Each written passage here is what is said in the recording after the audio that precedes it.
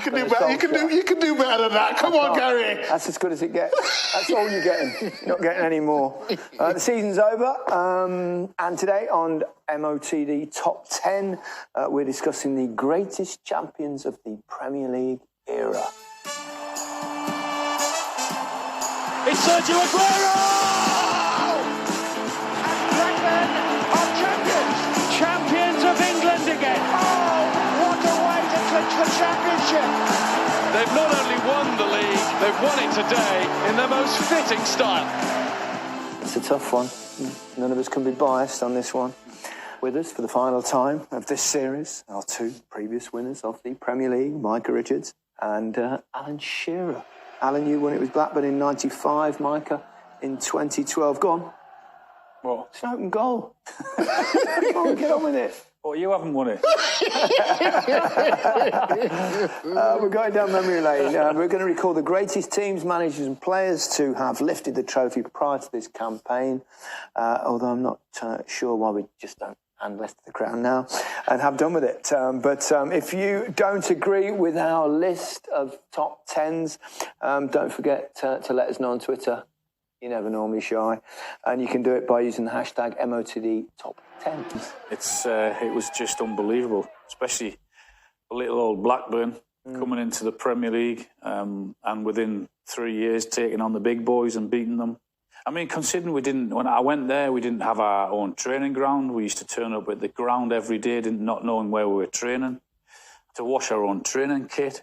You had to wash your own kit? Not had to wash our own kit. Oh, dear. Coming from Southampton, I'd been spoiled. Training finished, you chuck your kit in the middle of the floor. And I got to Blackburn and I started chucking my kit in the middle of the floor, and all the lads would look and think, what the are you doing? Thought I was big time for chucking my kit in the middle of the floor for it to be washed. Why would you just chuck it in the middle of the floor anyway? Because it was just going. You normally it would go put it on your bench. Normally it would be in the laundry basket, but they sort of looked at me and said, "What's he doing?" To take the kit home and wash it. Yeah. You're both involved in the title victories on the closing day. It was mixed emotions for me, wasn't it? Because I wasn't. But that moment was just. It was incredible. Sergio Aguero! Blackburn should actually have been higher up in my list when you think about who he was up against. You can still change it if you want. I know, yeah, I might change them around just a little bit, but to think against coming up against some great teams. Well, think about it quickly because I'm about to read out. While I read the top 10, you can fiddle with your list if you wish to, and Shearer's giving you daggers, so you better. Right, here are our top 10 in no particular order. That will be determined by you chaps very shortly. 1995, Blackburn. 1998, Arsenal. You'll be surprised to know 99, Manchester United are in there. 2004, the Arsenal Invincibles. 2005, Mourinho's Chelsea. 2008, Manchester United of Ronaldo, Rooney, Tevez. Manchester City in 2012, Micah. 2016, Leicester. 2018, Manchester City. And 2020, Liverpool. We've not gone with this season because it's too recent. Who wants to start? Micah? Go on, Micah. Come on, Micah. 10 to 6. First. 10 to 6. Okay. I'll go Man United of 2008. In 10. In 9, Arsenal 1998. In 8, we'll go 2018 Man City. In 7, 2020 Liverpool. And in 6, 1999 Man United. Do I sense here a little bit of Just a little bit. a bit of bias against Manchester United because you've clearly not got them in any of them in your top That was 5. very, very close to all of mine, similar until that last one. 99. The treble winning team, the team that... We'll get Man United pundits on. I'm just saying, just 99, they won the treble that season. Yeah, team ever to have done that particular treble. No, it was, but the point is the champions of the Premier League. We've got to take that into consideration, but this is Premier League. So that's why they're not in my top 5. It's nothing to do with the fact that they're rivals. Nothing to do. I'm impartial. Come on, you know this, Gary. Yeah. What was the year you were saying about them came into the nightclub with their medals on? What's your 10 to 6? My 10 was 2008 Man United.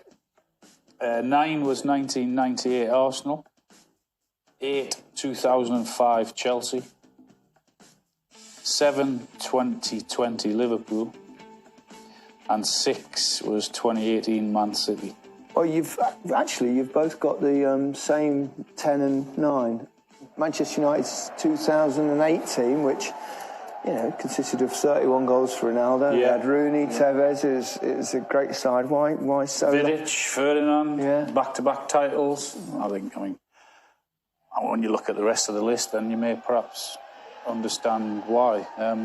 What a team. My top 5 are all for special reasons, rather than just there was a great team. But yeah, they had some. I agree with Alan. They had some great That players. was the best of Ronaldo around then, wasn't it? That we saw. He went on to better things. He always used to dive. Yeah, he was. He was a nightmare, but he was exceptional. And now he's just a goal scorer, isn't he? Yeah. But when I played against him, he had all the tricks and stuff. I always had really good games. You could tell back then he was going to go on and do. I didn't think he would score as much goals. No, I don't think anyone really could. You couldn't envisage in his early days. No, because there was when he first came, he was chopping and changing left and right, doing step overs, and there was the accusation of him playing for himself more than the team. But no one still gets that to a degree. He can do what he wants with the record he's got now, can't he? Imagine scoring 31 Premier League goals in this season. You'd be disappointed with that, wouldn't you? Got 34 when Blackburn won. I know what you're sniffing. You had more games. Well, hold on. There was more games back then, though, wasn't there? All right, don't on me fire. Just facts, 42 games back then. So Manchester United, predictably by Micah Richards, are not going to win this thing. It was Wenger's first title in his first full season. Yeah, won the double, didn't he, 98? The double, indeed. FA Cup. I mean, what an effort. Brilliant. Seaman, Adams, Dixon, Keown, over. They've still got their hands up now. Yeah, but Offside. he managed to merge, just there. Anelka was my guy before Henry. So Anelka was the one who I really liked. And Just when you were a real big Arsenal fan this period, yeah? Anelka was the one who really... He had that little bit of, that movement. He was quick. He could finish. Yeah, a bit of swagger. And Wenger. We've got to talk about Wenger. Because when he was, funny enough, he was, they got him from Japan. Got him from the club that I played for in Japan. I left when Wenger joined. So we didn't cross over. But he went straight into the apartment that I vacated there. It's funny, it's in David Dean's book. When he was trying to get Wenger to come, they were exchanging fax. And when the fax came through from Wenger, it had my name on the top. No way. Yeah, because he kept my fax paper. You know what a fax is? He was faxed in through. I know, I do know what a fax just about. Because of that, I was about the only person that had heard of him when he actually emerged. I think a lot of Arsenal fans and even probably the players were going, who? What was he doing in Japan then? What? Managing Grampus 8. So it was obviously... He won the league with... And honestly, we were useless, Grampus 8. Would have been better if we'd had 11. No. Yeah, but no. I'll say, what were you doing in Japan? Not playing. He obviously went for a payday. Injured. He went for a payday. Gary went out to play in Japan but never played. He just ended up taking all the money and said he had a bad toe. That's what I was getting at, but he tried to deflect. Well, obviously, I was at the end of my career. It was one of those things where, in those days, we didn't earn the money that you earned, Mike. They wanted me to go not just to play, but to support this new J-League. Okay. The new Japanese leagues was being launched, and they wanted some big names from around the world, and they couldn't get any, so they called me. And it was basically Zico, Lipbarski, and myself with a kind of... You like it? Good experience, It was a fabulous experience. I was a little bit apprehensive, but it was involved in something different. It was a time in my career I was 32. My legs had kind of on the wane. What sort of wages would you don't have to tell me what he was on? What sort of wages would you have been getting back then when you was in Japan? Well, before I went there, I think I was probably one of the best paid players in world football, and I would have earned. Really? I would have earned in a year what the best paid players now earn in a week. Wow! And I'm not complaining. And I've done well since. I think I was on 300 to 350 grand a year. Yeah, but back then... it felt like enormous money back then. It was enormous money, but then I went to Japan, it was like it was a payday. 7-8 times that. Really? So, it was obviously, one of the reasons, but the timing was right. It was also something really different. What year was that? 93. Right. So, Chelsea, Carvalho, Frank Lampard obviously was there. They only lost one game. The others that are in it, the different stories. I mean, Mourinho then. Different Mourinho now to the Mourinho then. He was a breath of fresh air, wasn't he? He was kind of witty, arrogant, and funny. Yeah. He just came in and sort of blew everyone away with his personality. And that team could play, without a doubt, and they could mix it a bit as well. They were tough to play against. They were all strong, fast, good technique. How much do you think the credit for the success of these teams is down to the management, and how much to the players? Because you can't do it without the players. That's surely. Ultimately, if you buy the best players, at some stage you're going to win. But when you're going up against great managers, the tactics and I asked this question for a reason, because Manchester United's manager Ferguson was there forever. Arsene Wenger was there for a long period of time as well at Arsenal, both hugely successful. Yet Chelsea change their managers frequently, and still have a lot of success and a lot of titles. It would be fascinating to see whether one of Pep or Jurgen or Jose could go into a bottom six and see what they would do with a bottom six team and see how they got on. Yeah. The managers have still got to go and motivate those multi-millionaires, and that's a different skill. It's a different skill set totally. But that would be interesting to see how they would get on in doing that. It would be interesting, but we'll never see it. Yeah, but Mourinho won it with Porto, didn't he? He won the Champions League with Porto, and if you look at that squad, there wasn't world beaters. The team he won it with at Inter weren't unbelievable. No, exactly. So he has got something. Oh, there's no question about that. No, he's still one of them. He's had so much success and won so many trophies, and he was very much the special one. But I suppose the game evolves. Has he evolved with it? Okay, Manchester City 2018. You've both got those. You've got 8, Micah. Alan. 6. At 6. Yeah. So the standard of football that season was ridiculous. It was relentless, wasn't it? Week after week, performance after performance. They were so good. That's why I think I'd have had personally those in the top 5. No, I get that, but it's sort of from a personally. If Blackburn may not have been in my top 5 if I personally hadn't been in that. It would have been 10. Invincibles didn't do that. Points. Yeah, but I'd rather be unbeaten all season than get 100 points. That is a bit more special if you're talking about one season. I know, they're just set to higher standards, Man City. Maybe a neutral looking in was saying, well, they've got the most points, they should be further up. I just believe there's better stories for one season in my 1 to 5. Liverpool 2020. What a season they had. Well, to come back. Both got them as 7th. Yeah, to come back after not winning it and then do what they did for such a huge football club. The pressure grows after every year. If someone said in 1990 that Liverpool wouldn't win a title for 30 years, you'd right. Obviously, as well, they had to wait so long, and then when they won it, there were no fans there. That was the difficult part for. But at the same time, it'll always be the title that everyone looks back on and goes, "Remember that year?" I know it's kind of been a bit odd this season with Liverpool, but what a job he did. Yeah, it's just unbelievable. I love him. I love Klopp. Enthusiasm, his drive. He obviously hasn't great relationship with his players. They've just got a great chemistry, haven't they? I mean, I know they've struggled this season, and you can see the hurt. He's not a great loser, is he? No, well, that's fine. I don't mind. Show me a great loser, and I'll show you a loser. I mean, I never mind any manager coming and having the hump after the game. Top fives. Alan. Top five.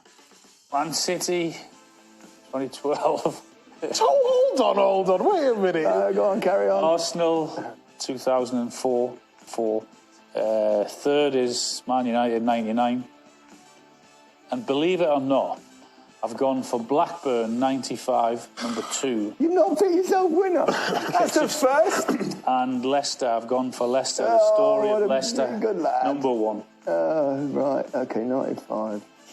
Okay, I had a little change, didn't I? I had Blackburn 5th, but I'm going to put Chelsea 5th now.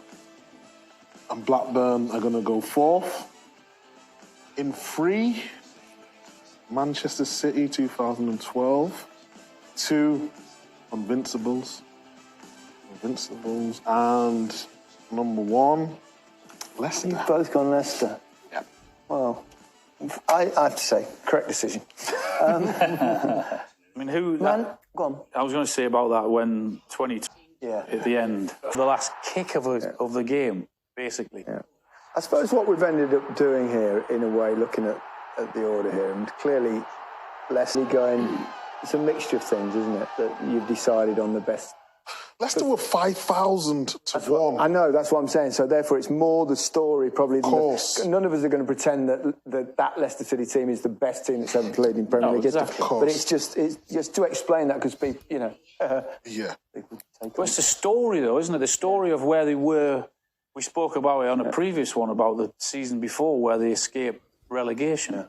To go from that to where they went to win the league. I mean, it just. Yeah. We'll come to that though, because obviously they're the winners. So Arsenal, 2004, the Invincibles. Oh, you've got them second, Micah. Yeah, and Alan in 4th. They had a good team, but to go through the season unbeaten was remarkable, and rightly so. People will talk about it for a long, long time. I wouldn't say it was one of the best teams ever. If you look at the actual players, they had great players, but I think there was better teams. But the unit. Think it'll ever be done again. They've come close, haven't they? A couple of teams that threatened, like City, and I don't think it'll be any time soon because the teams are getting better. Look at Leicester throwing themselves in the mix now. Spurs are getting better. Are they? Man U. Well, the winning point. Well, you'd think. Back then it was just top 4, wasn't it? Or we was led to believe it was top 4, and now you'd say it's a top 6. So I think it's a little bit harder now. Manchester City 2012. A lot of people, I think, have gone higher, but yeah. I'm very surprised you didn't put that in. No, because first, actually, Mike, because that's maybe because you didn't play in the last game. No, nothing to do with that. I think it was just the story, Invincible, and then 5,000 to 1 with Leicester. I think if we're going off story, and story was great, it would probably never happen in Man City. I just think the odds of Leicester winning it would be greater. They're mad. Yeah. What were the odds? You have a little bet occasionally. I know you're not a big gambler, but what were the odds on Blackburn anyway? Do you know? No, they're doing a lot lower than that because you bought decent players. And well, the season before, we were right in the mix, and perhaps should have done better. Everyone just kept saying it can't happen. It can't happen with Leicester, but that was the difference where we at Blackburn, we were there the season before, so. It was our what was it like going into that last game? What was it like? It was nerve-wracking. Nervous as we had to do in the press, and as much as you try and blank it all out, all players look at the news, all players look at the newspapers, so you just couldn't blank it out, and we had such a lead that they were chipping away at it every single week, so to get over the line was just a massive relief. You just worried you were going to do a Devon Lock? Yeah. We were petrified, yeah. Kenny was trying to tell us to stay calm, but we couldn't. Then we just crumbled after that. Yeah. Were you aware of what was going on? Yeah. And it's West Ham, wasn't it? West Ham, Man United, West Ham. We were aware because of the fans. The fans were basically telling us. And the weird thing was that it must have been very odd in an experience because I suppose the Liverpool fans. Yeah, Liverpool fans were actually they were with us, but they were with their own team. Yeah. But they were desperate for West us. King Kenny. Man United hadn't done their job at Upton Park, so all in all, it was a win-win for them. Man United didn't win the title; their team won the game, and Blackburn went on to win it. So it was at the end of a long, hard career. I mean, to be named England captain, as you know, I don't think it can get any bigger or any better than that. So yeah, Alan, you've got Manchester United's treble-winning team of 1999 in third. Micah had them quite low at sixth. I wonder why that is. No reason, just reason? Better stories from 1 to 5. Yeah, what a team they had. I mean, even when you look at the Champions League team, they had the players that they didn't have in that team and still go on and to win it. To do something like that, you've got to be an absolutely brilliant side. Yeah. You need a bit of luck as well, or things to go. There are certain things in seasons that happen when you do something like that. Imagine the semi-final, for instance, one of the Giggs goal, wasn't it? And you also need a number of forwards that you can rely on, and the forwards that they had. I mean, the four of them, wasn't it? Cole, York, Sheringham, Solskjaer. Who was the best out of all them four strikers, in your opinion? Well, I played with Teddy with England, and Teddy was brilliant for me and for the team. He was different to the others. The others were goal scorers, weren't they? One, not even to partner with, just out of who's got the most out of them. You'd say the best goal? I think the goal scorer was Cole. I thought he was brilliant. But they were all. I mean, you fancied that though as a player, being one of four. Just about to say, when he's chopping and changing, you've got to have someone who's going to be quite content to sit up to Newcastle, banging on the door to be playing every single week. So when United came in for you, what year would that have been? 96. So who would have been up front for Man United then? Cantona. Okay. So if you thought you would have went there, would you Alan Shearer, that's the front. That would have been nice, wouldn't it? Ooh. That would have been nice. Well, they didn't exactly struggle, did they? No. By not signing me. As I'm constantly reminded. 3 years later, they won the treble. Exactly. Yeah. Leicester, they won it. Obviously, the whole doing the pants thing was just, when I did that tweet, and I think it was early December, they were going quite high, and I just did it as a laugh because I knew that 100% wasn't going to happen. Zero chance that it would ever happen. It might be possible. It actually might. I was still pretty convinced they'd just fall away. All the games then got shifted to a Sunday, which was perfect because I wasn't working, so I could just sit at home. My boys had come. They're all Leicester fans. Well, 3 out of the 4. George's United family. He's always contrary. So even he started cheering them, and we used to sit in together. And every game seemed to be like 1-0 and hanging on, winning 1-0, 1-0. It was beautiful, but it was murder. And then we were all in the house when Tottenham played at Chelsea, didn't they? And Tottenham had to win. And then Hazard got it, and he bent it in that top corner. I'm a grown man. I burst into tears. Did you really? I genuinely burst into tears. I was like gone. I was absolutely gone. And was that we were because all of hugging Leicester the winning, lads. or you realised you're going to have to sit on Match of the Day with your out? He ended the season, he went away with and he came back after working in the gym all summer. He come back in, he was ripped. I had a job. He'd been in the gym all summer. That's it, right, it was. Oh, God. You look good, though. You look good. Oh, no. You not see him, he was going blue, he was breathing in that much. I was going red. An embarrassment. That was the most surreal thing I've ever done. But Leicester winning was, it's just, it couldn't happen. The world was paying attention to a place that the rest of the world has never been able to spell. Yeah. And it was beautiful. And the whole country loved your own football club. It was mad, which never happens. Yeah. Never happens. It took advantage of everyone sort of being in a change, hadn't they? There were lots of football clubs. Yeah. And contributing factors. They were all in transitional phases, weren't they? All the big teams weren't in their best moment. Yeah, but your back four wasn't that good. Or by names, but they did well. If you go Simpson, Wes Morgan, Robert Huth and Christian Fuchs as a back four, and you said they won the Premier League. I think Robert Huth was asked, wasn't he? He said, how did that back four win the Premier League? And he just went, N'Golo Kante. Helps when you got him in front of you. Yeah, and he was unbelievable. So Leicester win it. Leicester. Leicester. Best champions ever. Finally, we agree on something. We all agree. And, well, what a season it's been on Match of the Day Top 10. Thanks for having me. You've been brilliant. You've been brilliant. Actually, welcome newcomer, Micah. Oh, thank you. A very impressive debut season. Plenty of clean sheets. And only a couple of dressing room brawls. And well done, Alan, for providing high-quality performances, reliability and target finishing week after week, may I say. We've thoroughly enjoyed it, and I hope you two have too, and I hope you have watching or listening.